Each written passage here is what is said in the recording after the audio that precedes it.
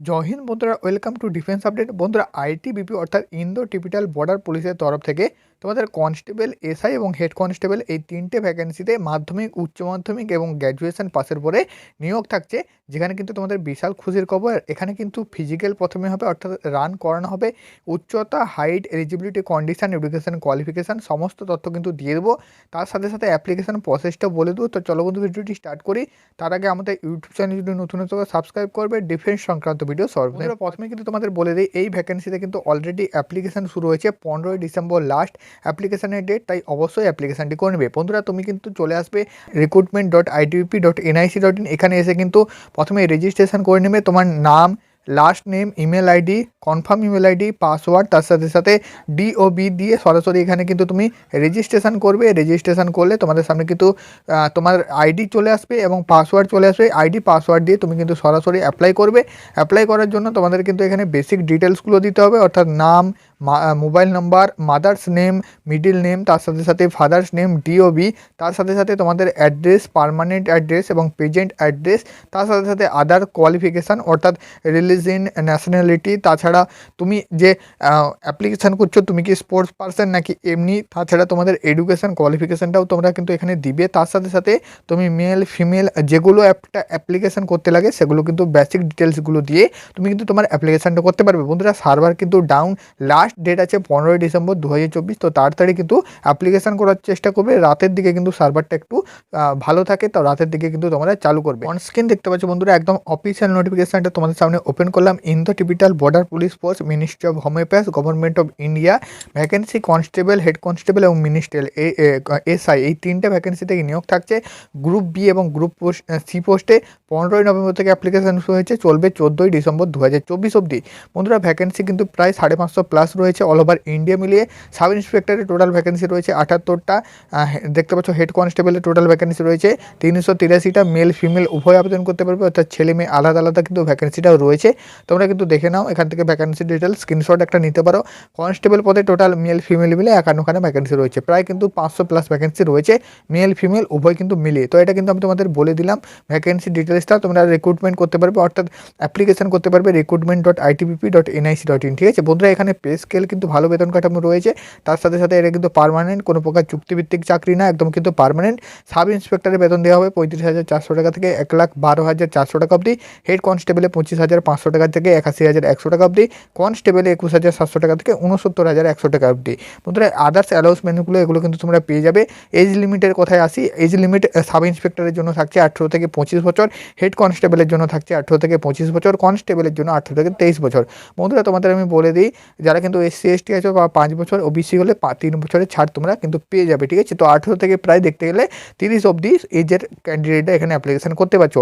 বন্ধুরা, এখানে তোমাদের বলে দিই, সাব ইন্সপেক্টর পদের জন্য এখানে শুধুমাত্র কোয়ালিফিকেশান চাওয়া হয়েছে, অর্থাৎ এডুকেশান কোয়ালিফিকেশান, যেখানে কিন্তু তোমাদেরকে গ্র্যাজুয়েশান পাস করতে হবে সায়েন্স শাখায়। তুমি যদি গ্র্যাজুয়েশান পাস হয়ে থাকো তাহলে এসআই পদে নিয়োগ করতে পারবে, অর্থাৎ সাব ইন্সপেক্টর পদে আবেদন করতে পারবে।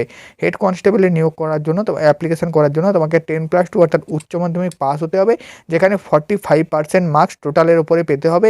ফিজিক্স, কেমিস্ট্রি, ম্যাথামেটিক্স এই তিনটে কিন্তু তোমার পাস থাকতে হবে। ঠিক আছে, এটা কিন্তু হেড কনস্টেবল।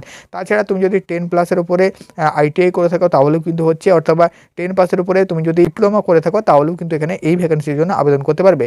বন্ধুরা, তোমাদের বলে দিই, হেড কনস্টেবলের সবচেয়ে বেশি ভ্যাকেন্সি রয়েছে 384খানা কিন্তু ভ্যাকেন্সি হেড কনস্টেবলের রয়েছে। নেক্সট তোমাদের বলে দিচ্ছি, কনস্টেবল পদের জন্য শুধুমাত্র মাধ্যমিক পাস চাওয়া হয়েছে, আদার্স কোনো প্রকার কোয়ালিফিকেশান না। ঠিক আছে, শুধুমাত্র মাধ্যমিক পাসে কনস্টেবলে আবেদন করতে পারবে। কনস্টেবলেও কিন্তু ভালো ভ্যাকেন্সি রয়েছে। ঠিক আছে, তো এখানে তোমাদের আমি বলে দিচ্ছি, তোমরা কিন্তু এই যে ভ্যাকেন্সিগুলো এগুলো কিন্তু অ্যাপ্লিকেশান করতে পারবে ছেলে মেয়ে উভয় মিলে। কনস্টেবলে কিন্তু মাধ্যমিক পাস, হেড কনস্টেবলে উচ্চ মাধ্যমিক পাস এবং সাব ইন্সপেক্টরে গ্র্যাজুয়েশন পাস। তো তিনটে কিন্তু বলে দিলাম তোমাকে। নেক্সট তোমাদের বলে দিচ্ছি, এখানে প্রথমে কিন্তু ফিজিক্যাল হবে এবং ডিওবিটা কাউন্ট করা হবে। এটা কিন্তু তোমরা দেখতে পাচ্ছ 14/12/1999 থেকে 14/12/2004 সাব ইন্সপেক্টরের জন্য ডিওবি কাউন্ট করা হবে। হেড কনস্টেবলের জন্য 14/12/1999 থেকে 14/12/2006 মধ্যে ডিওবি হলে তুমি হেড কনস্টেবল আবেদন করতে পারবে। কনস্টেবলের জন্য 14/12/2001 থেকে 14/12/2006 মধ্যে ডিওবি হলে তুমি আবেদন করতে পারবে। তাহলে তুমি যদি এসসি এসটি হও তাহলে কিন্তু আলাদা এজ এবং ওবিসি হলে আলাদা এজ। ঠিক আছে, এসসি এসটির জন্য 5 বছর, ওবিসি হলে 3 বছর। তো এটা কিন্তু দেখতে পাচ্ছ অন স্ক্রিন যেমনটা আছে। এক্সট্রা সার্ভিসম্যান হলেও সেখানেও কিন্তু তুমি ছাড় পেয়ে যাচ্ছ। বন্ধুরা, ক্যাটাগরিতে যে সিস্টেমটা থাকে এখানেও কিন্তু সেম সিস্টেম।